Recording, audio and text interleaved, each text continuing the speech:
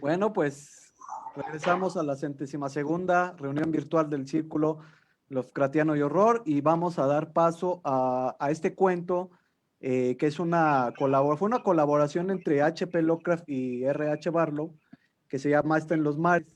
Entonces vamos a hablar un poquito de quién fue R.H. Barlow. Él fue uno de los grandes amigos de Lovecraft.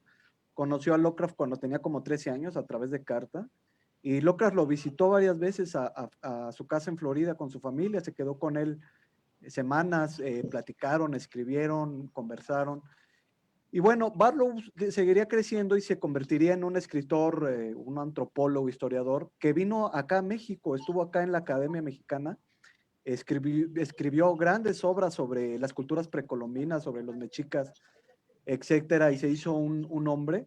Y la semana pasada se recordamos ya 70 años pues de que un día decidió quitarse la vida por cuestiones de depresión y cuestiones muy, muy, muy densas que traía ahí en su vida. Pero bueno, la parte que nos gusta recordar de Barlow, pues es este muchacho imberbe de 13 años, aficionado a los pulp y a las historias fantásticas y de terror, que se decidió cartearse con Lovecraft y forjar una gran amistad que duró muchos años.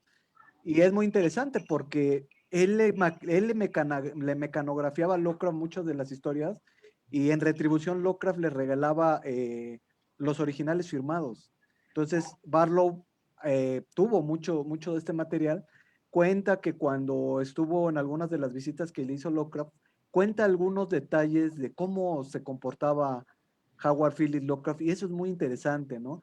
El papel en el que le gustaba escribir, lo que le gustaba hacer, a qué hora se levantaba, cómo se vestía, qué hablaba, los sueños que le contaba, las historias. Entonces, todo eso es muy rico. Hubo un libro que se publicó en los años 2000, se llama O Fortunate Floridian, en donde viene algunos ensayos, uno de ellos es de Barlow, donde Barlow cuenta muchas de estas cosas. Es muy interesante y muy hermoso saber esto. Bueno, pues hubo 5 colaboraciones de Barlow con Lovecraft. The Slaying of the Monster, que salió en 1933.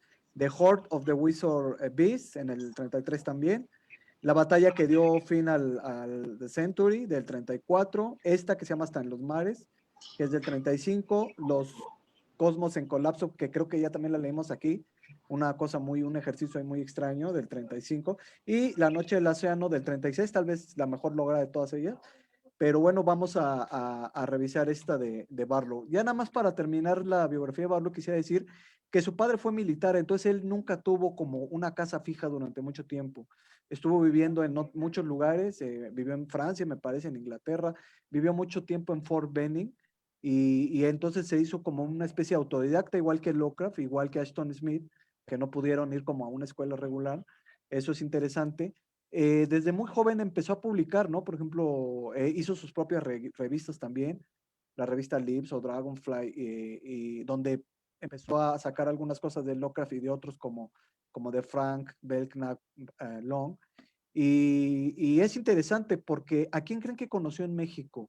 En México conoció a William Burroughs y le ayudó porque Burroughs estaba interesado en códices mayas. Entonces, como él era una autoridad, Barrow era una autoridad en cuestiones precolombinas, pues le ayudó a Burroughs. Entonces, es genial darse cuenta también de esas coincidencias, ¿no? Cuando muere Lovecraft, una de las tías de Lovecraft le manda una carta a Barlow y le enseña un escrito de Lovecraft donde lo nombraba albacea de algunos de sus escritos. Después, Derle y algunos otros pondrían en tela de juicio esto y no se sabe bien, yo no estoy muy enterado de qué pasó ahí, pero sí sé que gracias a Barlow se conocen algunas historias fantásticas de Lovecraft como The Shadow of Time, que no se hubieran conocido si no hubiera sido porque él tenía los originales, ¿no? En su poder.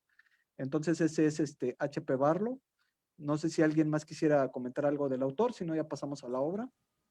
Solo quiero decir que todavía en la UNAM se usan muchos papeles que él hizo acerca de las culturas prehispánicas de sus estudios, todavía siguen estando material de consulta porque fue muy avanzado para su época y lo sigue estando y lamentablemente mucho se perdió con las construcciones en la Ciudad de México, en el metro, todo eso, pero antes de que se hicieran esto, pues Barlow guardó un acervo cultural muy, muy grande.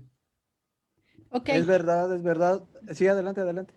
Yo quería agregar que del Dragonfly era una imprenta que, o más bien una editorial, bueno, también con imprenta, que el papá de alguna manera le financió. A mí me llamaba la atención porque cuando se carteaba Barlow y Lovecraft, Lovecraft como lo alentó para que participara con en lo que era asociaciones amateurs en los que pertenecía Lovecraft, con una historia en particular que de alguna manera le generó así como pues, un premio, y a partir de ahí inició su amistad, y de hecho Barlow tuvo como muchas conexiones con otros escritores a través de Lovecraft. Del Dragonfly hay 2 volúmenes que efectivamente, como comentas, Neto, hay varios pues, poemas.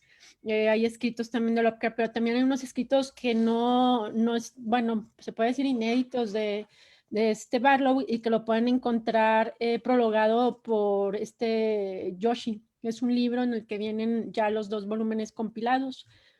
Y bueno, no sé si tú ibas a agregar. Bueno, Robert Barlow fue designado por Lovecraft como su albacea literario, pero pues él era muy joven y esto cayó muy mal entre los amigos de Lovecraft. Le hicieron grilla, en pocas palabras, lo marginaron, no le permitieron ejercer su función de albacea literario, un poco como quien iba a ejecutar el legado de Lovecraft, ¿no? Con ese ánimo, pues él cedió sus derechos como albacea literario a August Derleth. Esto pues permitió en su momento la formación de Arkham House, para bien y para mal. Yo tengo mis opiniones acerca de Derleth y de su función doble como editor y como empresario, pero al final del día, pues gracias a Derleth es como se mantuvo el legado de Lovecraft. Barlow pues rompe con los vínculos con Derleth, con Bloch, con Clark Ashton Smith, con quien se pelea también vía epistolar, y se viene a vivir a la Ciudad de México. Ya se habló de su labor como traductor y experto en náhuatl, pero sobre todo en maya. De hecho, la nota que deja pegada en su cubículo en lo que era el American College en aquella época, que ahora es la Universidad de las Américas, fue escrita en maya. La nota decía, no molestar, quiero dormir un largo rato, en maya. Esa era la nota que dejó pegada en su puerta. Hay una carta que escribe Burroughs. Hay que recordar que Burroughs era de la generación beatnik. Hay una carta que se conserva, no recuerdo si se la manda a Neil Cassidy o a Jack Kerouac, donde dice: hoy se suicidó un maestro homosexual. Lo dice con unas palabras muy obscenas, Burroughs, en esa carta. Tomó barbitúricos, nunca le he encontrado el chiste a eso. Por cierto, Ramón, poco tiempo después, Burroughs mató a su esposa allá en la Ciudad de México ¿Y también. no fue sorpresa o fue sorpresa? Pues fue un juego que bueno, aparentemente fue un juego de borrachos que se salió de control. Yo no lo creo. Yo creo que no fue un juego. Yo creo que fue un intento de homicidio o un ataque de estos de paranoia que tenía Burroughs. Burroughs era, pues era usuario de drogas, por decirlo de manera amable, era un drogadicto, muy talentoso como escritor, pero pues era un drogadicto. Y lamentablemente la esposa de Burroughs pagó la peor parte de este juego a la Guillermo Tell con una calibre 38, y un abogado corrupto en la Ciudad de México, que ahorita se me va el nombre, lo sacó en libertad. Además, Burroughs pues era descendiente de los Burroughs que habían hecho estas máquinas de sumar y de restar, estas máquinas empresariales que anteceden a las computadoras modernas, ¿no? Entonces tenían dinero. En fin, hay una novela que yo recomiendo mucho de Paul Lafarge, The Night Ocean, creo que ya se tradujo al español, donde pues de una manera muy afortunada. Habla de la relación entre Burroughs, Barlow, Lovecraft.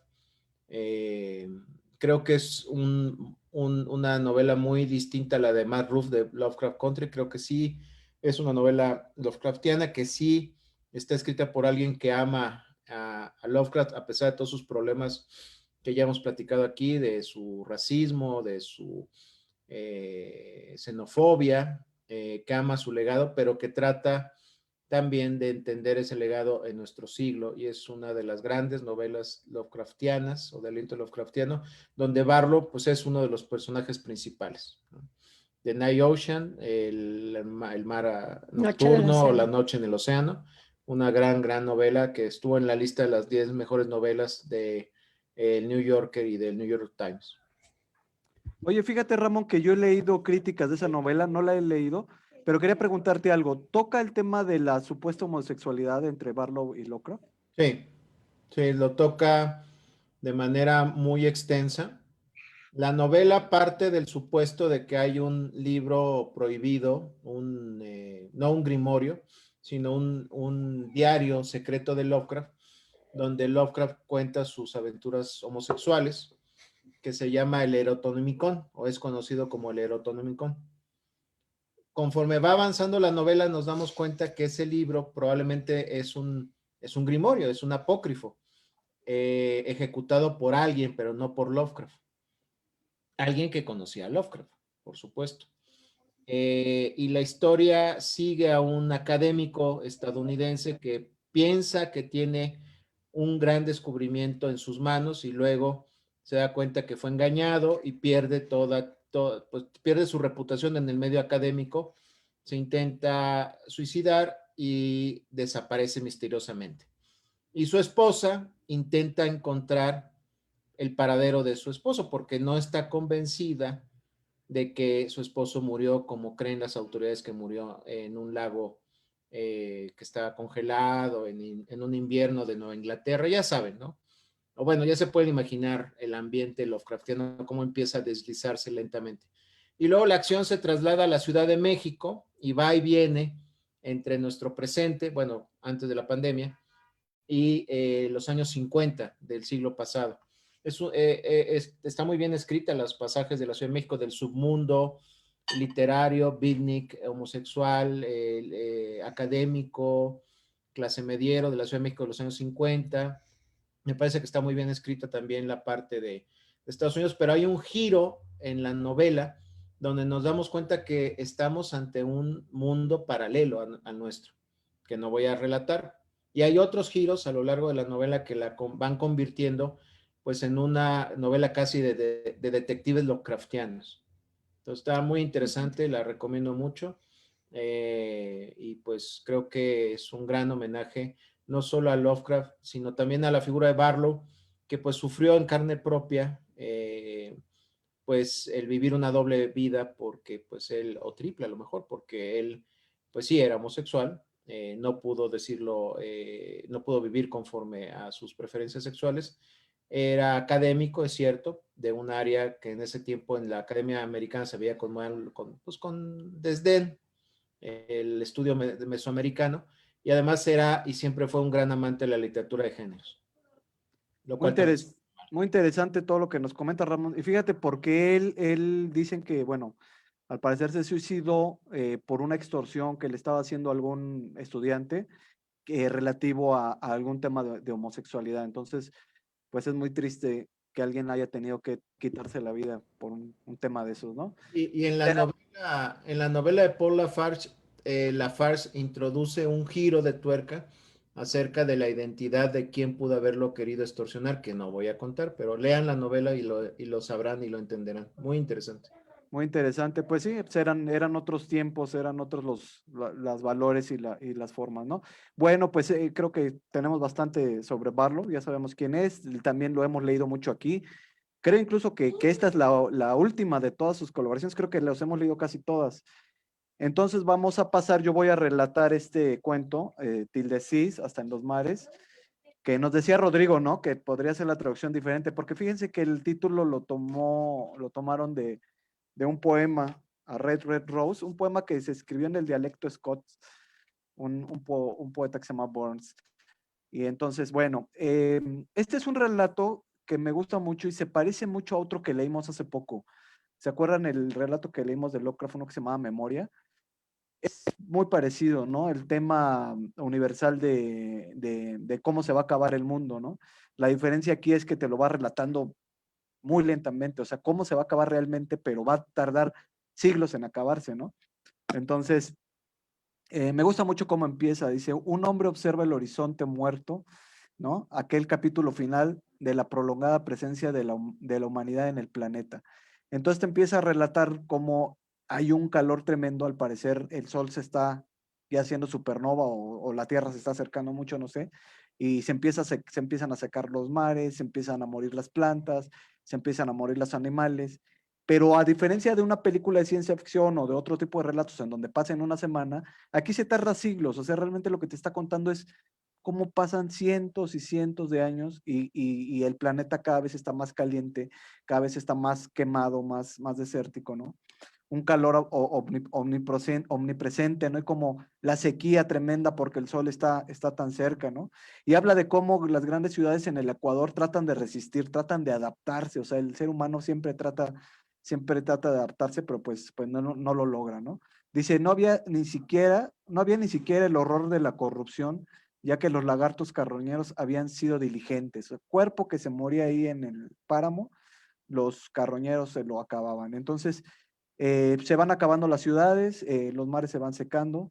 Dice que no llevó siglos, sino que llevó milenios de crueles cambios. Entonces, es una historia que llevó milenios hasta que la decadencia se hizo física, las ciudades del Ecuador se acaban, la gente empieza a emigrar, la que sobrevive, empieza a emigrar a los polos, a lugares donde esté más templado, los fríos, los hielos de los polos obviamente ya se derritieron, ¿no? Han pasado 40 y tantos siglos, ¿no? Dice que hay riberas ya en el Ártico y en el Antártico, o sea, estamos viendo un planeta totalmente distinto por obra del calor. Dice, el océano se secaba, se acabó el agua y nadie creía en el pasado. Ha pasado tanto tiempo que la gente ya no sabe en real cuándo empezó, no sabe qué pasó. Y hay una parte bien interesante porque es esta incredulidad ante la ciencia, ¿no? Hay una parte donde dice que los astrónomos siempre habían estado diciendo que eso iba a pasar, pero nadie les creyó. La gente no le creyó a los astrónomos que eso podía pasar, una gran incredulidad, ¿no? Dice, dudado ya que el hombre se ha considerado siempre como el amo inmortal de las cosas materiales. Entonces aquí nos avienta otra vez esa idea pues de que el hombre se sabe el centro del mundo, cree que nunca va a acabar su reinado y pues sí, va acabando. Y después el relato nos profundiza en la historia de un pequeño salvaje, no sé cómo llamarle, un adolescente salvaje de esos que han sobrevivido en esos pequeños clanes aislados que quedan de seres humanos y donde vive con unas viejas hasta que llega otra más vieja todavía y al ver que las otras se enferman y no logran sobrevivir, se lo lleva. Entonces empiezan a vivir juntos, se van conociendo hasta que esta mujer muere y él prácticamente se queda solo y empieza a caminar, va a buscar a los últimos hombres de los que ha oído que viven en las montañas, ¿no? A los 19 años, ahí va él solo caminando por ese mundo rostizado y llega por fin a un lugar en donde se ve que vivió gente, pero ya está abandonado. Y es una parte terrible, ¿no? De repente busca agua, porque pues es lo que no hay, encuentra un pozo, trata de sacar agua del pozo y se cae y se pega en la cabeza y se mata. Y entonces dice el relato que ahí es donde muere el último ser humano, ¿no? Y la tierra queda fría, imperturbable, ¿no? Sumida en el silencio y en la oscuridad para siempre. Y me gusta mucho cómo termina. Dice, este final trivial para un episodio insignificante, no importaba las distantes nebulosas o a los soles floreciendo y moribundos, la estirpe del hombre demasiado minúscula y efímera para tener una función o propósitos reales. O sea, otra vez esta idea de, pues no se perdió nada, ¿no? Una especie perdida en un planeta, en ese mar de planetas, pues, se acabó y no pasa nada. Entonces Lovecraft juega otra vez con esa idea de la insignificancia del hombre, la pequeñez del hombre, y de ahí viene un gran relato, pues donde nos pone a pensar muchas de estas cosas. No sé si alguien quisiera decir algo que se me haya ido o si les parece. Adelante, Santiago. Nada más quería mencionar que el final, no sé si solamente está mencionando que está muerto, o sea, porque básicamente la lucha de toda esta gente era por el agua, ¿no? Que ya está inexistente en esta tierra nueva. Pero al final sí te dice que obviamente casi que se muere, ¿no? Pues está en el fango. Pero siento yo que esa escena donde el sol ilumina la cara de nunca menciona que está muerto, ni en la versión, ni en español, ni en inglés. He leído ambas muchas veces y en ningún momento he sentido que este tipo esté muerto. O sea, puede haberse caído al pozo, pero yo no sé si esté muerto. O sea, básicamente este relato nos está diciendo casi como si hubiera una esperanza. No lo sé, o sea, porque obviamente es el último hombre en la tierra, pero nunca nos menciona la muerte, nos menciona un episodio, o sea, casi como que, ¿crees que esto está mal? Puede estar peor, y puede estar peor y peor y peor, y hasta el güey, ya que encuentra el agua fangosa, cochina, llena de suciedad, se cae ahí y todavía no se muere, o sea, la humanidad no ha muerto ni siquiera aquí. Entonces creo que es de los pocos relatos que Lovecraft metió la mano, donde yo ahí siento, sí, la potencia de Barlow de, espérate, no puedes darle y el cosmos lo abandonó por siempre porque era insignificante. No, güey, aquí estamos centrados en un pozo de agua fangosa donde no hay un final todavía. Y de hecho, los principales tres relatos de Barlow y Lovecraft que ya los mencionamos, te mencionan este tipo de cuestión de postapocalíptica, pero no hay un final. Y esto se me hace muy interesante. A lo mejor ahorita lo podemos discutir más, porque no hay un final cósmico. O sea, todavía está vivo, todavía hay esperanza. Fíjate qué interesante eso que me dices. A mí me pareció diferente. Lo voy a releer, porque fíjate que hay una parte cuando se cae el pozo del agua fangosa, y dice, sí, quiero citar la obra, es porque está muy padre, dice, así por fin la tierra estuvo muerta. Los incontables miles de millones de lentos eones de imperios y civilizaciones de la humanidad se resumían en aquella pobre forma retorcida. Y cuán titánico sin sentido fue todo. Ah, hermosa la prosa, ¿no? Entonces, yo pienso que la idea principal es el sinsentido de lo que somos nosotros, que es horrible darse cuenta de eso, ¿no? Tal vez de ahí podríamos decir que deviene parte del horror cósmico, de esa pequeñez que encontramos en muchas de las obras de Lovecraft, ¿no? De darnos cuenta que realmente, pues, solo nosotros como especie nos sentimos el centro del universo. La verdad, el universo le da igual, le da cacahuates si estamos o no estamos, ¿no?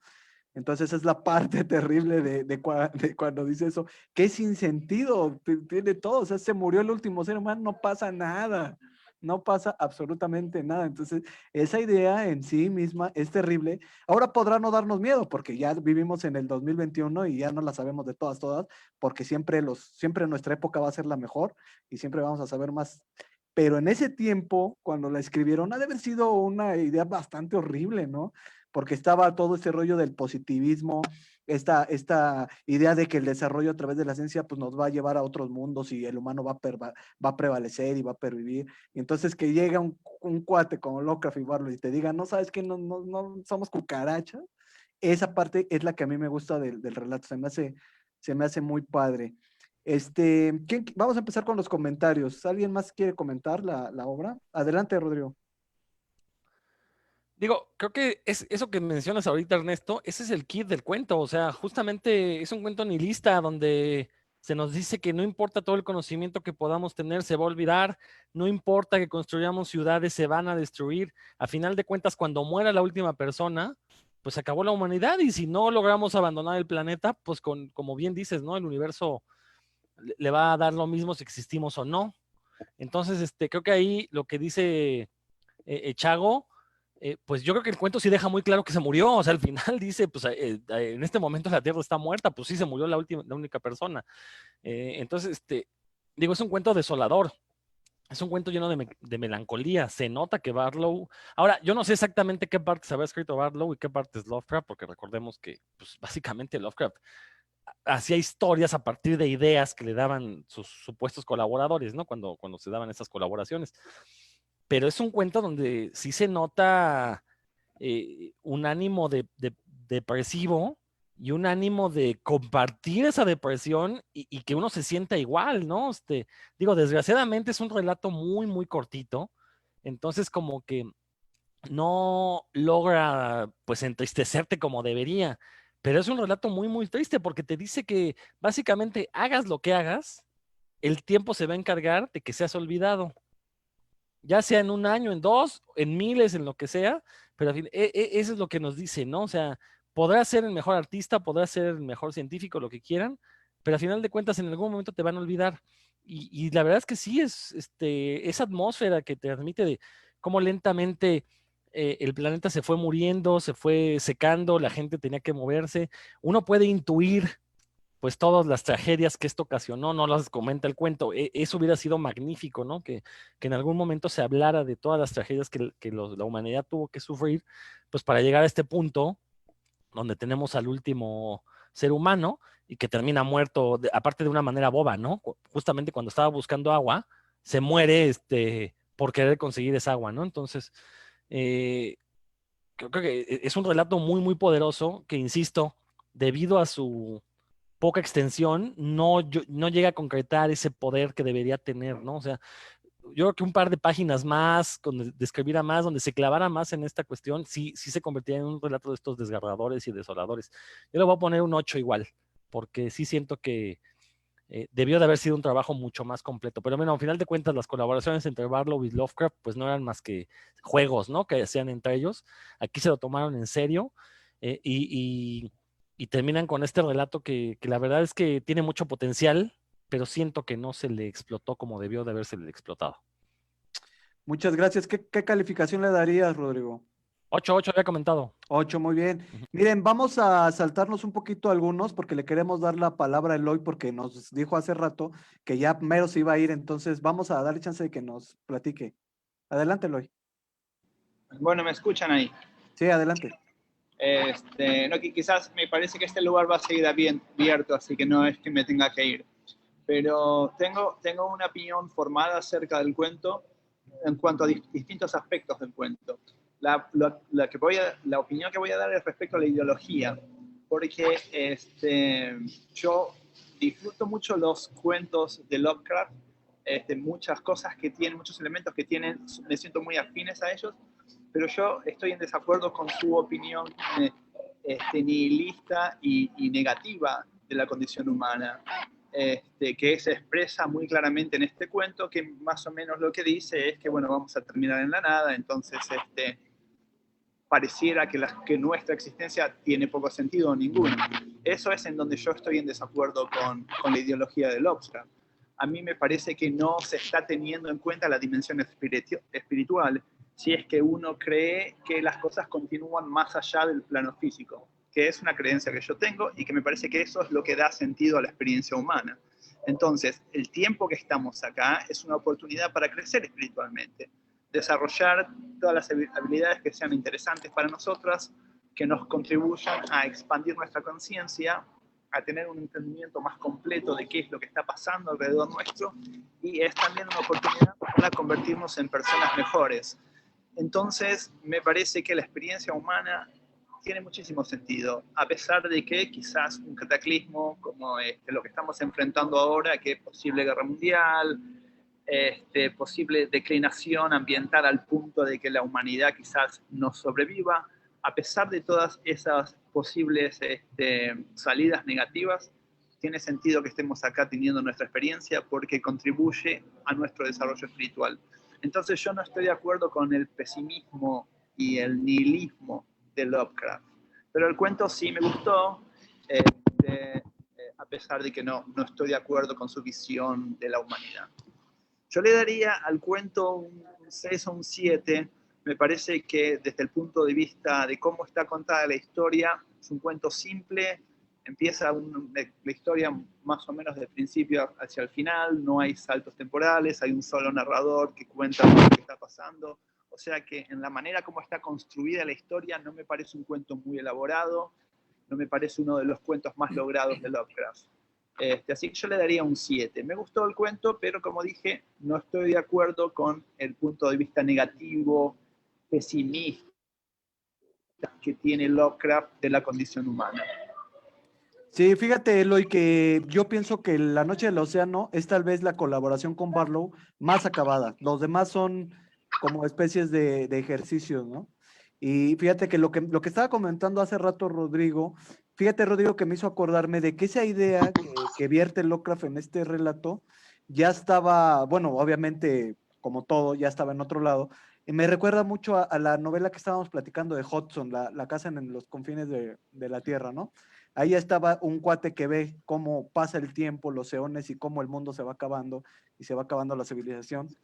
Y volviendo a lo que decía Eloy, fíjate que ese tema, Eloy, es bien interesante, porque los grandes escritores de horror, y también creo que los lectores de horror, se dividen a veces en esas ideologías. O sea, ahí realmente hay muchos nihilismo, hay mucho que ven, no necesariamente, yo no lo llamaría tan negativo, pero sí más realista. Por ejemplo, me recuerda al personaje de True Detective, ¿se acuerdan? Genial cómo veía ese cuate el mundo. Y por ejemplo, aún entre los nihilistas hay diferencias. Yo veo una diferencia muy importante, por ejemplo, la forma en que siguió esa vertiente de pensamiento, por ejemplo, Ligotti. Ligotti es un nihilista negativo tremendo, espantoso. Para él todo va a ser sombra y oscuridad y está peor que Lovecraft, ¿no? Y luego tenemos a otro, por ejemplo, Ler Barrón, que sí también tiene esa vena, pero él tiene algo que me gusta mucho, que nos lo dijo en su entrevista, no sé si se acuerdan. Dijo que sí, que él sabe que va a acabar mal su personaje, pero que se va a ir peleando, ¿no? He's gonna go down fighting, ¿no? O sea, va a pelear hasta el final. Y esa es la vena que vemos, que podemos ver en este cuento, porque si ustedes se fijan, el personaje no se tiró a la muerte, o sea, él trató de sobrevivir. Él siguió caminando a las montañas, buscó agua, sí se mató por un accidente, pero el tipo no se rindió. No es como los personajes de Ligote, que ojo, no estoy diciendo que esté una cosa mal y otra bien, porque ambas están súper bien escritas, pero no son como los personajes de Ligote, que te hace respirar esta tremenda desgano, esta tristeza que está derrotado, ¿no? Todo. Acá no, acá vemos un personaje que me recordó mucho a los hombres de Porlock, ¿no? O sea, ¿sabes qué? Se te viene el monstruo encima, se te viene el fin encima, pero yo voy a pelear, a ver cómo nos va. Entonces, eso es lo bonito de este relato de Lovecraft, que encontramos esa parte. Y sí, Lovecraft, la verdad, era un nihilista, no creía en el más allá, como bien lo dijo Rodrigo, era un materialista, pero sí, él no creía gran cosa sobre la humanidad, ¿no? Vamos con el comentario de Ramón. Adelante, Ramón, por favor. Ok, antes de seguir con Ramón, saludos a Jerry BXRTZ, a Cristóbal Jiqui Vega, también a Giancarlos Moscoso, Danitza Lisset y Jeremías de los Santos Cruz menciona que lo que dice Eloy es más moral, pero lo que se manifiesta en el cuento es más analítico y futurista. Hasta cierto punto no es negativo, es más realista desde su punto de vista. Pues creo que lo que dijo Rodrigo refleja mucho lo que yo pienso del cuento. Creo que sí hay un ánimo nihilista. Creo que esa es una de las raíces del horror cósmico, la certeza de que el cosmos pues no es necesariamente hostil a los humanos, sino indiferente. Y pues que todas nuestras obras y todo aquello que nos enorgullece y nuestras propias vidas son pasajeros o pasajeras, apenas chispas o luciérnagas en la inmensidad del cosmos y que estamos destinados a desaparecer. Esto por lo que hace a la filosofía subyacente del cuento, que pues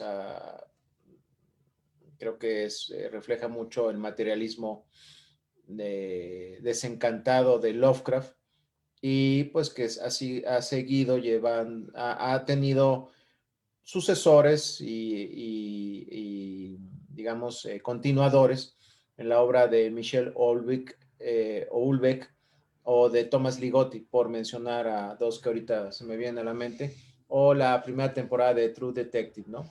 Que ya mencionó Neto.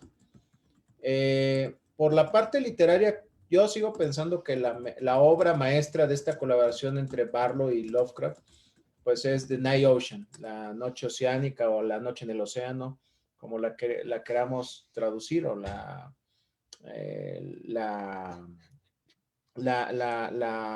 verdad es que es uno de los mejores cuentos en colaboración junto con el horror de Red Hook que le conozco a Lovecraft.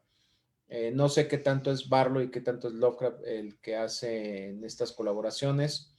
Tengo mis teorías. Yoshi, en uno de sus análisis, menciona que Barlow fue al menos, o sea, ¿cómo se llama? Los escritos entre Barlow y Lovecraft, por lo general Lovecraft casi no metía mucha mano en ellos, comparado con otros escritores. Sí, yo estoy de acuerdo con Yoshi y que es un poco la opinión de L. Branch de Camp, que en general su obra, pues no diría monumental, pero enorme, que es la biografía de Lovecraft, de L. Branch de Camp, no se mete mucho en temas literarios profundos, es muy descriptiva en otras cosas, pero en eso no. Pero sí coincide en eso. Yo creo que The Night Ocean es mucho Barlow. Hay una mirada muy peculiar que creo que no tendría Lovecraft sobre la soledad y el océano, pero hay ciertos detalles que denotan la mano del maestro, ¿no? Muy sutiles, pero que hacen que el cuento tenga esta potencia poética. Este cuento me parece que se queda un poquito corto en esa atmósfera y potencia poética, pero logra definir una de las tres patas del trípode del horror cósmico, ¿no? Entonces, más allá de lo que ya dijo Rodrigo y de lo que han dicho, pues no agregaría más. Le pongo un 8, no es lo mejor de esta colaboración, pero es sin duda interesante para entender de qué va el horror cósmico y cuáles son sus fundamentos, digamos, nihilistas filosóficos. Y bueno, Jeremías solo agregó, yo creo que es más sobre la vulnerabilidad del hombre. John también le da 10. Y aquí, bueno, ya de una vez, que creo que Carla anotó algo. Como siempre, los relatos de Lovecraft, lo moví. No sé si lo tienen. Dice, los relatos de Lovecraft me dejan perpleja y meditativa. Al leer el cuento, no pude evitar estacionarlo con lo que vivimos actualmente. Es decir, que hubo hombres que vivieron en las Saturnalias y los hombres olvidaron de lo que les contaron sus antepasados, olvidando incluso que hubo alguna vez océanos de agua. Cuando lo vivimos en estos momentos, quizá no estemos acercándonos a nuestra estrella, el sol, pero sí estamos caminando hacia ese final. Y quién sabrá cuántos oceanos nos va a tocar. Le doy un 10. Sí, tienes toda la razón, Carla, toda la razón. Pues ahí está otro 10 de... ¿Tú le diste calificación, Eloy? Yo dije que le daba un 6 o un 7. Un 6 o un 7. Bueno, ahí tenemos ya también la calificación de Ramón. John le dan 10. Carla le da 10. Yo le voy a dar un 10. Ya saben por qué. Pues porque es Lovecraft. Entonces yo le voy a dar un 10. Vamos con el comentario de José. Adelante, José. Sí, gracias. A mí me recordó mucho la novela de Olaf Stapleton, la de Last and First Man, que es básicamente una historia de ciencia ficción que parte desde la actualidad con nuestra especie y va caminando hacia el futuro por 2,000 millones de años, básicamente.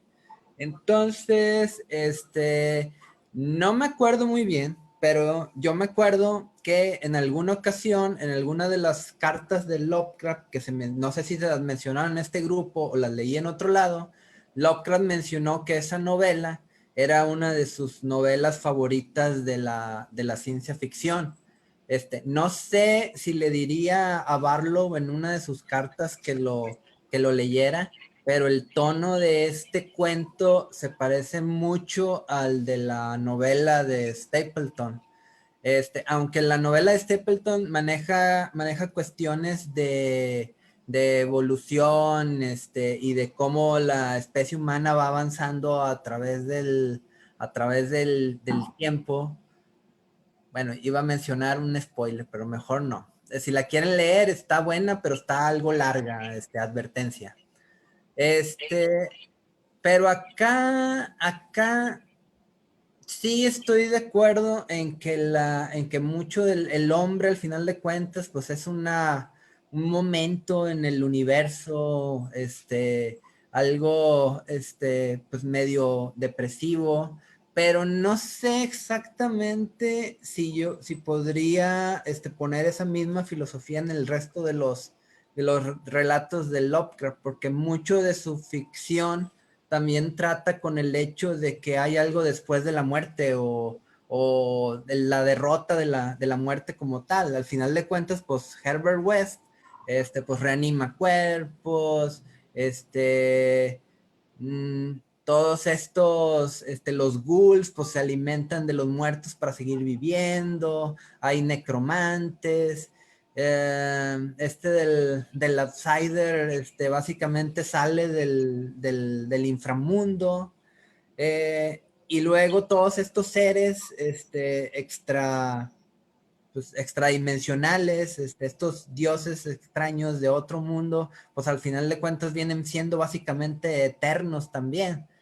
Entonces no sé si, está medio extraño porque al mismo tiempo nos está poniendo de que la civilización se encamina al desastre, pero por otro lado, él está pensando en formas de cómo superar esa cuestión, y que eso es algo que se ve mucho en la novela de Stapleton. ¿Por qué? Porque nos va diciendo cómo las diferentes especies humanas van terminando y otra va comenzando. O sea, no es exactamente un final como tal, sino el final es el principio de otra cosa. Entonces eso me hace dudar un poquito de la filosofía de Lovecraft en cuanto a su pesimismo. Y por lo mismo me hace dudar de este cuento, que sinceramente cuando lo leí, no me había gustado así mucho del todo, pero ya viéndolo de esta manera, pues sí te pone a pensar bastante en cuestiones filosóficas y del universo y de los finales, del alfa y en omega y todo ese tipo de cuestiones. Entonces, por ese lado sí está muy padre. Oye, José, déjame preguntarte algo de eso que estabas comentando. Dime. Pero en esta parte del más allá, así, o yo como la entendí que nos las estaba explicando Rodrigo, por ejemplo, los seres extradimensionales, la brujería, el reanimador, los ghouls, todo esto, al fin de cuentas siguen siendo materiales. O sea, creo que más bien a lo que se referían era que Logan no creía como en un más allá espiritual, donde se iba. Bueno, es que no, o sea, Lovecraft lo ponía en términos materiales, pero ¿quién dice de que eso no se pueda traducir de una manera espiritual por otro tipo de persona? Es decir, ese ser transdimensional, o sea, ¿quién dice que no viene que no haya surgido de una creencia colectiva, por ejemplo? Entonces, a pesar de que Lovecraft nos quería poner los términos relativamente materiales y científicos, pues tenía algo de fe. No sé cómo podríamos definir ese tipo de cuestiones. Él los llamaba con sus dimensiones éltricas y geometría no euclidiana, pero al final de cuentas, a pesar de que le quieras poner como términos matemáticos, al final de cuentas, pues es algo que él, ¿de dónde lo sacó? Pero bueno, yo le voy a poner un 8. Muy bien, muy interesante. Muchas gracias, José. Vamos al comentario de Rodrigo. Adelante, Rodrigo. Digo rápido, nada más para contrapuntar esto que dice. Tómate tu tiempo. Ah, no hay nadie, no hay nadie en cola. No, o sea, hay que recordar que en la literatura Lovecraftiana, todos aquellos que intentan contravenir las leyes de la naturaleza y por añadidura a la naturaleza, pues Lovecraft los tacha de monstruos, ¿no? Está el caso se llama Joseph Curwen, el del caso de Charles Dexter Ward, este brujo que intenta sobrepasar la muerte, y bueno, y es el malo dentro de la novela, ¿no? Los ghouls que mencionaba José Talamantes son monstruos tal cuales, ¿no? Entonces, siempre los únicos personajes que se comportan como científicos y que salen avantes son los del horror de Dunwich, que al final terminan derrotando a la criatura, ¿no? ¿Por qué? Porque pues respetan lo derrotan gracias a las leyes de la naturaleza. Eso es algo muy importante y es una declaración de principios de H.P. Lovecraft. Sí, efectivamente, él era materialista y los personajes que respetan estas leyes materiales y naturales son los que salen avantes y los demás o son los malvados o terminan locos, muertos o algo peor. O, insisto, los ilustra como monstruos, ¿no? Porque él sí tenía esa visión muy clara de el único conocimiento válido para Lovecraft pues era aquel que se obtenía a través de la ciencia, no del método científico, de la ciencia. Fíjate que eso que comentas, Rodrigo, es muy interesante porque de hecho, en muchas de las grandes relatos de Lovecraft, por ejemplo, como uno que hemos discutido aquí, el color que cayó del espacio, ¿no? El horror proviene exactamente de algo que viola las leyes naturales, de algo que destruye, que conculca las leyes naturales. Entonces, en ese sentido, es muy interesante darse cuenta, por ejemplo, en su ensayo de lo sobrenatural en la literatura, Lovecraft hay una parte, ¿no? Donde avienta algunas de sus ideas, y muy interesante porque dice que esa misericordiosa ignorancia que tiene el hombre, ¿no? Porque hay cosas que el hombre no debe saber, que van más allá, que son cosas que no pertenecen a este mundo. Entonces, es muy interesante esa parte materialista de Lovecraft, que fue lo que lo separó, pienso, pues del horror gótico que venían, o mucho del horror gótico y victoriano que venía antes que él, ¿no? Los victorianos son los que empezaron con el positivismo y la ciencia, pero Lovecraft lo llevó a otro nivel, ¿no? Vamos con, ¿quién quiere participar? ¿Rogelio? Adelante, Rogelio.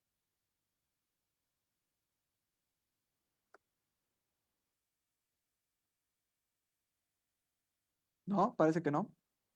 Que veía ahí en el chat, Rogelio. ¿Alguien más se apuntó? ¿Alguien más quiere comentar o quieren que vayamos cerrando este relato? Calamantes. Adelante, Quiero adelante. mencionar algo rápido que Adelante. que también me hizo pensar Rodrigo.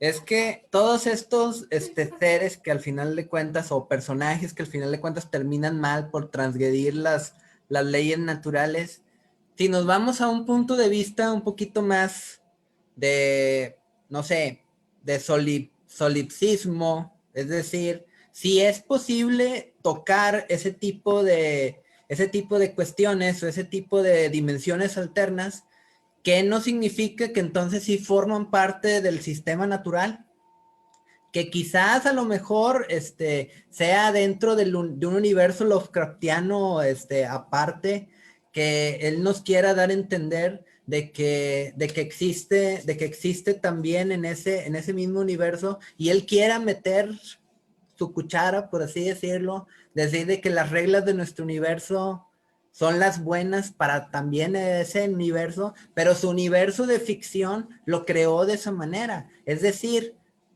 los seres humanos que habitan ahí pueden tocarlo, y si lo pueden tocar, existe. Está medio interesante también pensarlo de esa manera. Sí, tienes toda la razón. Además, fíjate que se me hace muy interesante esa discusión porque Lovecraft, como bien nos los ha contado Rodrigo y algunos otros aquí, era un gran conocedor de la ciencia de su tiempo. O sea, él leía mucha ciencia de su tiempo, sabía lo que estaba pasando. Y fíjense qué interesante. Realmente hay lugares en el universo en donde no aplican las mismas leyes que aplican aquí. O sea, realmente con la distancia, el universo es tan vasto que empiezan a cambiar las leyes y hay otras cosas. Y Lovecraft sabía eso. Yo no sé, voy a sonar muy atrevido, no lo tomen muy en serio, pero tal vez esta onda de que Lovecraft dijera, bueno, entonces en mi universo las leyes son las chidas y en las otras no, en cierta forma lo malo es lo que viene de fuera, tal vez podríamos empezar a hablar de tal vez una especie de moralidad cósmica extraña que Lovecraft estaba ahí recreando, que obviamente era reflejo pues de su propia vida y de sus propias ideas y de sus propios intereses. Eso lo haría todavía más complejo y más rico, pero bueno, esa es una discusión muy, muy loca, una amoralidad cósmica, claro. Yo diría que es más bien una moralidad cósmica, o sea. Sí.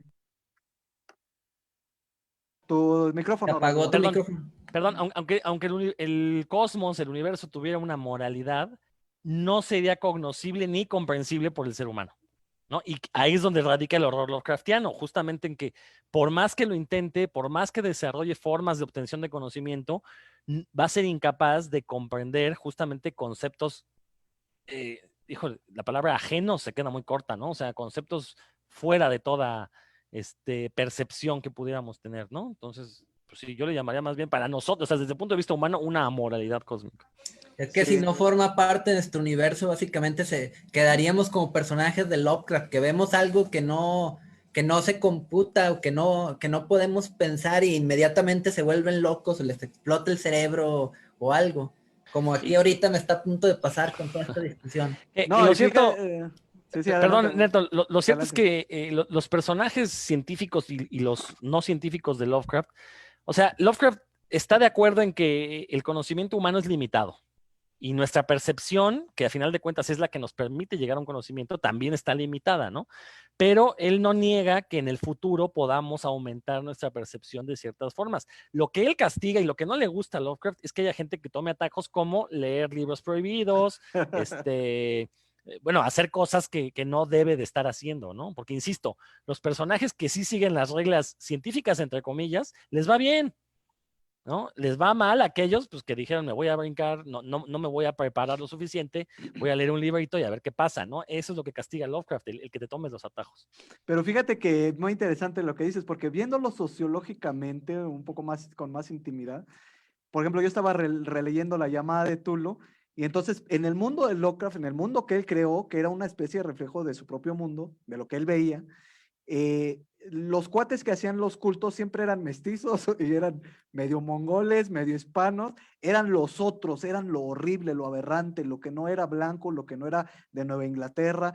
Esa habla una vena muy conservadora y eso mismo lo aplicó al cosmos. O sea, lo que venía de fuera de su cosmos, del fuera del cosmos humano, donde hay leyes naturales que entendemos, eso es lo espantoso, lo aberrante. Entonces eso es muy interesante de Lovecraft, cómo reflejó esa realidad que él tenía a partir de su bagaje y de lo que le sucedía en su obra literaria. Eso es bien interesante, pero creo que ya ha sido bastante tiempo para Barlow y para el maestro de Providence. Entonces vamos a ir viendo qué calificación sacó y espero que no le hagan una grosería al maestro Lovecraft, por favor. Yo Adelante, quiero Chavo. opinar primero. A ver, Antes que primero Morgan, Santiago. primero las damas, Morgan y Sí, luego sí. Santiago. No, sí, yo nada más quería decir que me gustó bastante el cuento, que sí pensé al final que era un poquito ambiguo donde cae y muere. Deja muy claro que muere, pero sin embargo tengo esa sensación de que a lo mejor no murió, o sea, porque al final me dice que le da el sol. O sea, pudo haber caído y no muerto, pero en general me gusta más la idea de que se murió, de que se acabó la era de los humanos, cómo termina de que diciendo, o sea, esto es el final. Aunque había otras criaturas ahí rastreras, desérticas o lo que quieras, que a lo mejor van a sobrevivir o mutaron o muchas cosas. Pero sí me encantó cómo dice, o sea, no fue en 100 años, no fue en 1000 años, fue en demasiadas eras. O sea, se fue acabando el mar y no queremos aceptarlo, pero eventualmente se va a acabar. Y eso está súper genial. Me That encantó. horror, ¿no? Sí, le doy 10. Sí, es que es terriblemente triste el relato. O sea, hay cuentos que hemos leído aquí horror que son espantosos, nos dan mucho miedo por lo sobrenatural o por el horror real de asesinos. Pero este no, este entra en esa categoría que Morgan bautizó de sad horror. Son muy tristes. Adelante, Santiago. Sí, pues yo quiero decir que estoy bien ebrio porque hice un juego con algunos de aquí de que dijimos, cada que Neto diga que algo es muy interesante, vamos a darle un trago al alcohol y pues la verdad, para ti todo es muy interesante y estoy súper ebrio. Pero bueno, fuera de eso, quiero decir algo. Yo sé que a veces defendemos más a un escritor que a otro y todo esto. Quitando todo lo malo que fue Lovecraft, hay que aceptar que para el final de su vida, que fue cuando se escribe este relatito, y muchos otros, y todas las cartas que yo he leído, es cuando te das cuenta que es donde él se arrepiente, ¿no? De su racismo, de su clasismo, de su fifí, de todo esto, y qué cosa que lo vino a ser un tipo que en estos tiempos sería un muchachito empujado en los Estados Unidos, ¿no? Un literato joven, científico, homosexual, Y Lovecraft fue de que con este güey hizo una de las cosas más adelantadas bueno, Talamantes a lo mejor me puede callar la boca y decir, güey, había antes este o este otro, pero para mí este cuento es uno que te está hablando de casi que de solar punk, güey, que te está hablando de, bueno, solar punk decadencia, que está hablando del calentamiento global cuando ahí apenas un par de científicos en 1930 ya empezaban a decir que la Tierra estaba cambiando, güey. O sea, todo el mundo se enfocaba en la economía, en la política, en Roosevelt, en todas estas pendejadas, y nadie pelaba el medio ambiente, nadie pelaba a la ciencia, nadie pelaba porque lo importante era hacer billetes, lo importante era salir de la Gran Depresión, o bueno, de todos los problemas económicos que había en esta época,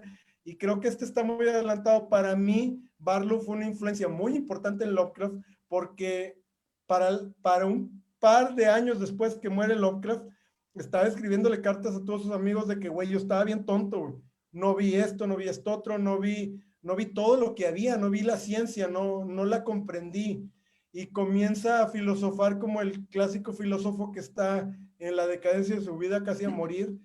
Y creo que la amistad de Barlow es de las cosas más importantes que tenemos en el círculo Lovecraftiano. Por eso Lovecraft se la deja a él. Por eso Lovecraft lo convierte en su albacea.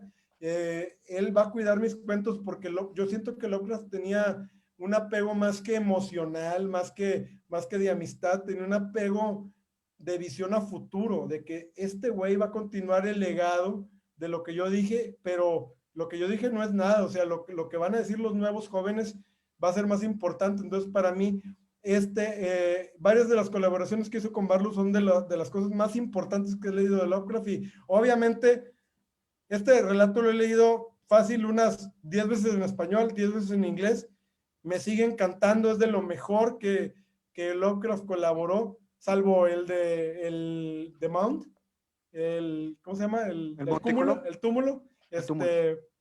Para mí es el mejor, pero esta herencia que deja Lovecraft con sus colaboraciones es la más importante y es un 10 rotundo. Además, fíjate, Santiago, bien eso que apuntas, porque Barlow en su ensayo dice que Lovecraft fue tal vez la más grande influencia que él tuvo en cuanto a literatura y otras cosas. Y fíjate que a mí me hace pensar que Lovecraft, que era una persona tan recluida en el sentido que no le gustaba mucho viajar, y visitó 3 veces o más a Barlow hasta Florida. Eso te habla de una gran amistad, de un gran apego. Barlow platica de que pasaban tardes caminando entre los pantanos, platicando de todo. Entonces yo siento que Lovecraft, ustedes saben que Lovecraft en su tiempo fue muy atacado por otros escritores, mucha gente le dijo que su literatura era basura, y entonces él encontró en Barlow, a mí me parece, un oasis de una mente más inocente, tal vez sin tanta experiencia, que estaba abierta no a la crítica mala onda, sino a todas estas grandes ideas que Lovecraft traía. Y entonces Lovecraft encuentra en él un oasis en donde podía ser otra faceta de él, que no podía hacer con todos los demás. Más o menos por ahí va la cosa. Entonces sí, Barlow es una de las figuras muy importantes en la vida de Lovecraft. Y sí, como dice bien Santiago, seguramente influenció mucho también a Lovecraft en muchas de sus ideas, ¿no? Pues si ya no hay comentarios, vamos a pasar a la calificación de esta obra de colaboración entre H.P. Lovecraft y Barlow. Vamos a ver qué sacó. Y así es que agregó Rosario un 9.5, entonces el final es 9.2. Ay, perfecto, qué bueno que no le hicieron la grosería a Lovecraft, ¿no? Qué bueno, 9 puntos está bastante bien. Bueno, pues miren, nos vamos a retirar unos 5 minutitos y regresamos con un excelente relato de José Emilio Pacheco. Nos vemos en un ratito.